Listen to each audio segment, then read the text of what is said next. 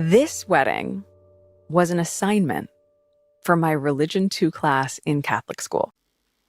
This one's wife. 2025, Annus Horribilis. Hello, I'm H.G. Tudor. In a speech on the 24th of November 1992, the late Queen Elizabeth II famously described the year of 1992 as her Annus Horribilis. This was as a consequence of the fact that Prince Andrew separated from Sarah Ferguson in March, Princess Anne divorced Captain Mark Phillips in April, Prince Charles and Princess Diana separated in December, a fact that was made public shortly after the Queen's speech.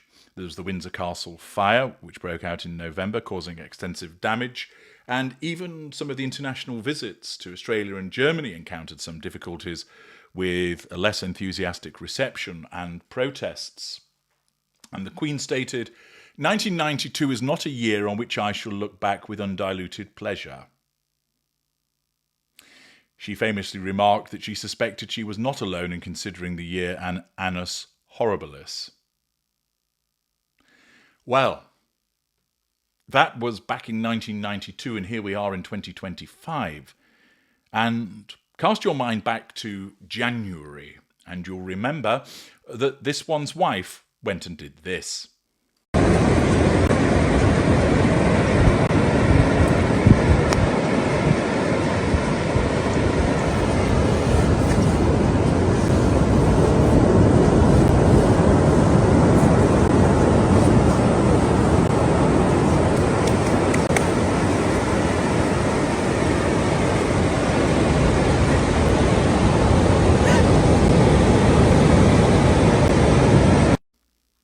Yes, the ridiculous performance on the beach in the grey January weather that this one's wife ran around, her cloven hooves on display, making stupid giggling noises as she behaved like a 12-year-old, and for the 37th time wrote 2025 in the sand and insisted that somebody was on hand to record it as she heralded her return to Instagram. But it was more than that. For there was a declaration of grandiosity from this narcissist to suggest that 2025 was the year of this one's wife. The year that she became a billionaire. The year that she conquered Netflix with her forthcoming series of With Love, Meghan. The year that she silenced the haters and won over the doubters. The year that the A-list apologised for turning their backs upon her and wanted to be chums with her. The year where opportunity after opportunity came her way as people finally realised that she works so hard. The year that people would celebrate her brilliant podcasting abilities. The year that people would realise that Kate's the horrible one and not her. That people would realise that she single-handedly caused Procter & Gamble to change their mind in relation to a soap dish advertisement, that she has an idyllic life where, as a mum and as a wife with my husband, she not only works so very hard, but is able to ensure that she keeps the whole shebang running, that she has an obsession with packaging that keeps her awake at night. In short, we would all stand jaws slack, overawed by the magnificence and brilliance of this one's wife. 2025 was to be her year. Well, here we are in autumn, fall for our transatlantic cousins, for those in the northern hemisphere, but spring for those down under.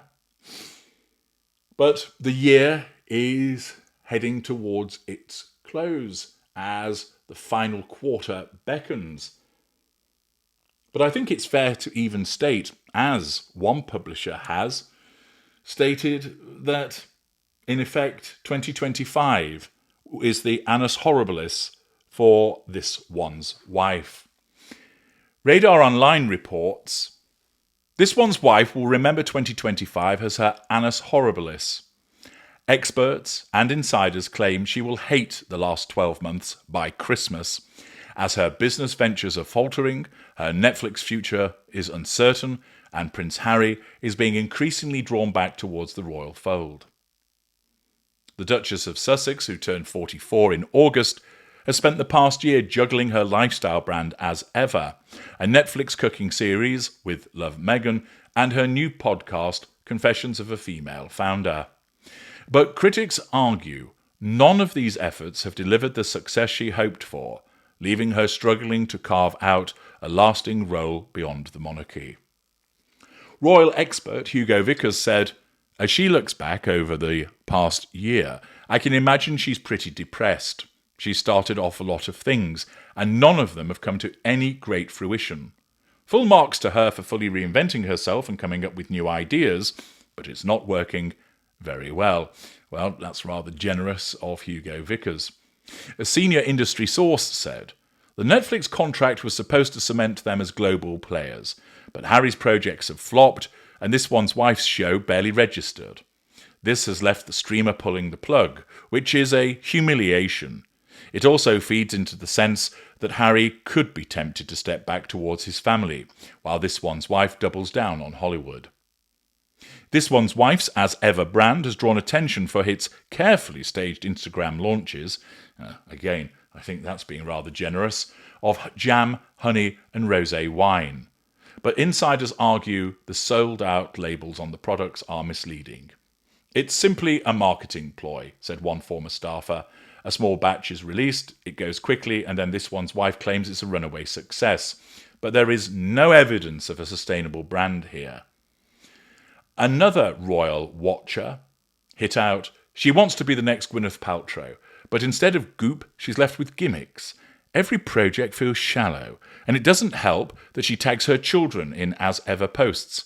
That only fuels accusations she is using Archie and Lilibet for PR." The Netflix cooking show with Love Meghan attracted only 5.3 million global views and was ranked 383rd in Netflix's recent engagement report. Viewers mocked its recipes as Pinterest food dressed up with PR. Marketing expert Nick Eade said, "This One's Wife obviously is trying really hard to establish herself in a big way, and associating herself with other female founders was kind of a good idea. But the issue is that actually the As Ever brand hasn't really gone particularly far, hasn't gone anywhere. So she can't really say that she's a particularly great female founder. No, she can't say it at all." Vickers also warned, "I don't think she's been at all successful, quite honestly. Very soon her children will grow up, and I imagine they will be quite resentful at the way in which they've been used." Prince Harry always invariably seems to pop up at the end to give credence to her show that he's on side with her. It's all rather depressing. Another insider added, "For This One's Wife, this was meant to be the year she proved she could thrive outside the royal machine." What? In the way that she sought to do so in 2024, 2023, 2022 and 2021. Instead, she is ending it isolated in California, her project struggling and whispers growing that Harry might see his future once again with his family, not hers. It is, in the famous words of the late Queen, going to be her Annus Horribilis, and it could get worse before Christmas if she and Harry split, which is looking increasingly more likely given he is forging new bonds with the royal family again. Naturally, This One's Wife could have had a lasting legacy, but as I've explained to you before, her narcissism was apt to get her into the position with the royal family, but it couldn't keep her there. That she spurned the opportunity to bolt it on as an institution and utilise it to her advantage, and instead sought to govern it, which didn't work, then escape from it, but then utilise the benefit of having been involved in it, contrary to what was agreed. Many times people wonder, why did she do as she did? Why did she fuck it all up? And I've explained elsewhere why that is. The fact is, though, this has been a terrible year for her. She was mocked in relation to her attendance at the California wildfires. Her podcast has been slammed because she's tried to equate herself with other individuals who actually have met with success. Her appearance on Jamie Three Names' show was roundly ridiculed as one of the most cringeworthy interviews that has ever been witnessed. Her interview with Bloomberg resulted in demonstrating the telling of more lies, word salads and revisions of history. Her clothing choices have continued to be attacked. Her attendance at events has only resulted in an annoying distraction. Whenever she speaks, it's more word salads and fridge magnet platitudes. As ever, has gone nowhere. She hasn't got the big breaks. Netflix have just resulted in the first look agreement. And there she was, running around on the beach, heralding that 2025 was going to be her year. And it certainly hasn't. And it would appear that perhaps the puppet strings on Harry are starting to fray and possibly even snap, which could add further complications to the year for her. But how does it impact upon her? Does it leave her depressed? Does she sit there pouring herself another glass of Pinot Grigio? After all, she's not going to touch her own wine. Lamenting how it's all gone wrong? Well, no. Because whilst she has to recognise that things have not succeeded, her narcissism just tells her over and over again, it wasn't your fault. People didn't do their jobs properly. The royal family have been briefing against you. Hollywood ought to have courted you, but they didn't because the royal family have been spreading shit about you. As ever, ought to have succeeded, but Netflix didn't give it a large enough marketing budget. She may feign depression to a third party for the purposes of asserting control over them and drawing sympathy. But if you think when she sat on her own, she's sat there slumped and miserable, no. Because when something fails, naturally, it's a problem for her, but her narcissism dispenses with it and she moves on to the next thing. This is why, as Hugo Vickers pointed out, she reinvents herself. It's also as a consequence of why she isn't able to stick at anything. She just pretends the whole time. And because she has no natural talent, no charisma, no natural ability, and is unlikable, this all means that whatever she turns her hand to is doomed to failure. She will never learn from it because she doesn't realise that she's the problem. I know it seems crazy, but she doesn't. The narcissism doesn't allow her to realise that she is the source of all of the problems. It tells her that it's always down to someone or something else, which is why she will keep trying and she will keep going until such time as people stop giving her the opportunities. But viewed objectively, there is no doubt about it that it is her Annus Horribilis because she set out to suggest it was going to be her year and she has failed again and again and again. The only point is, she will never accept that because her narcissism will not allow her to do so. I'm H.G. Tudor. Thank you for listening.